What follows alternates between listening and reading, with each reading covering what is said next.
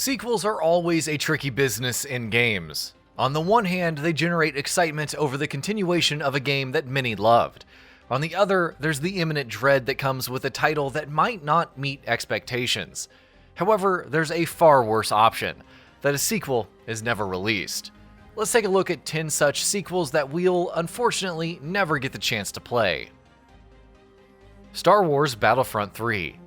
Before Star Wars was licensed to EA and the Battlefront name used for a new series of DICE-developed shooters, Star Wars Battlefront was a hollowed series. Pandemic Studios handled the first two titles, and Timesplitter's developer Free Radical Design seemed poised to take the next game to new heights.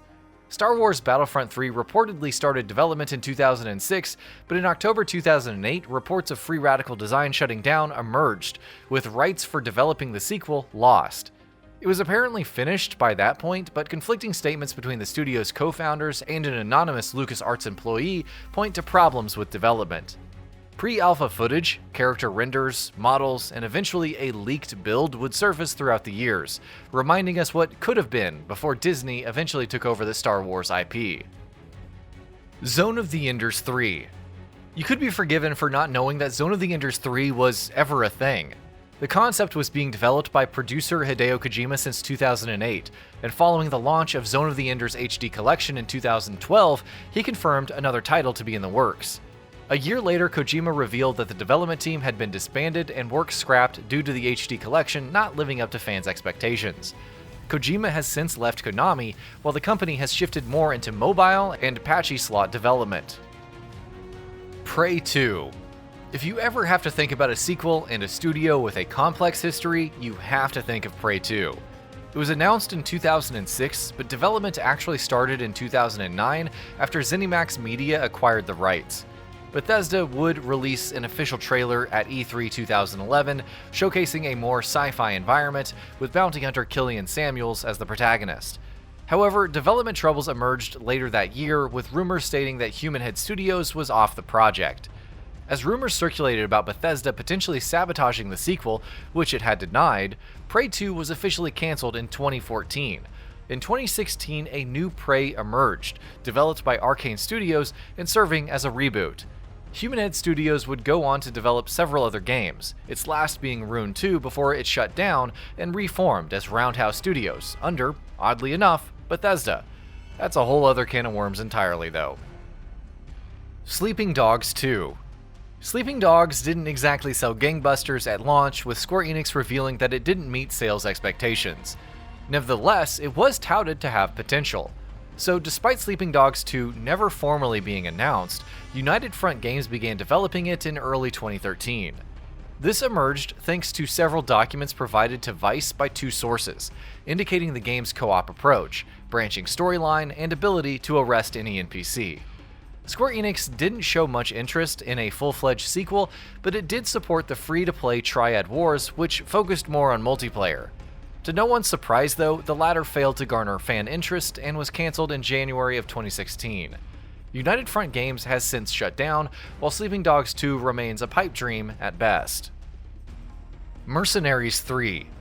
It's unclear when exactly Mercenaries 3 entered development, but it wouldn't be officially revealed until the studio was shut down. So what caused the studio's closure? Electronic Arts, essentially.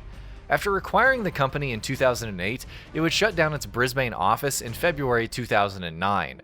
In November the same year, the studio was officially shuttered and several employees absorbed into EA Los Angeles to continue supporting its last project, The Saboteur. EA LA would also work on Mercs Inc., a multiplayer shooter follow-up in the franchise, but that was cancelled as well. A demo for Mercenaries 3 was released online years later, hinting at what could have been. Command & Conquer Generals 2. EA has received a fair bit of ire over the years due to its treatment of classic IPs, the Command & Conquer franchise being a prime example. Command & Conquer Generals was one of the more well-received titles in the franchise, and following the debacle that was Command & Conquer 4, the sequel's announcement in December 2011 drew some hype.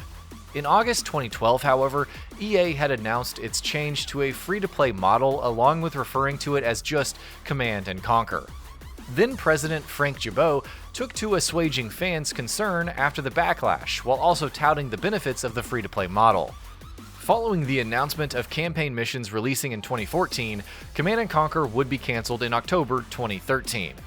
Multiplayer was blamed, Victory Games shut down, and an anonymous member of the studio would blame EA for, quote, corporate shenanigans. Mega Man Legends 3. When you talk about disdain for once classic franchises, the cancellation of Mega Man Legends 3 comes to mind. Announced in September 2010, the long-awaited sequel was announced for the Nintendo 3DS.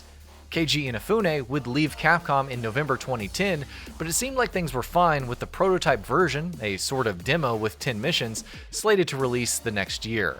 In July 2011, however, Mega Man Legends 3 was cancelled.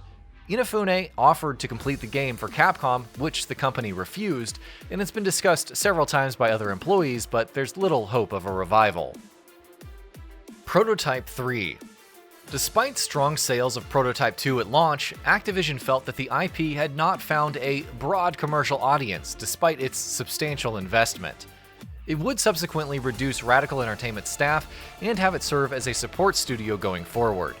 However, it wasn't until June 2019 that we learned of Prototype 3 actually being in development at some point.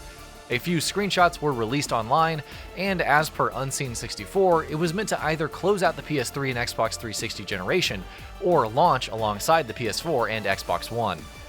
Activision would release a remastered bundle of Prototype 1 and 2 in 2015 for current-gen platforms, but the less said about that, the better. Fez 2.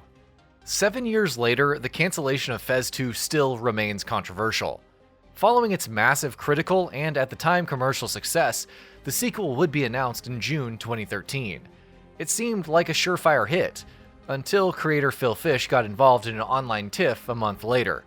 Following several controversial remarks which drew ire all around, he cancelled Fez 2 and announced his departure from the industry.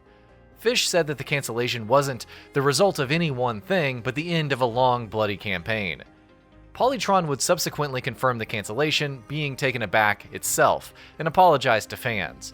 While Fish and Polytron would go on to do other things, the former working with Kokorami to release Super Hypercube for PlayStation VR in 2016, Fez 2 remains lost to time.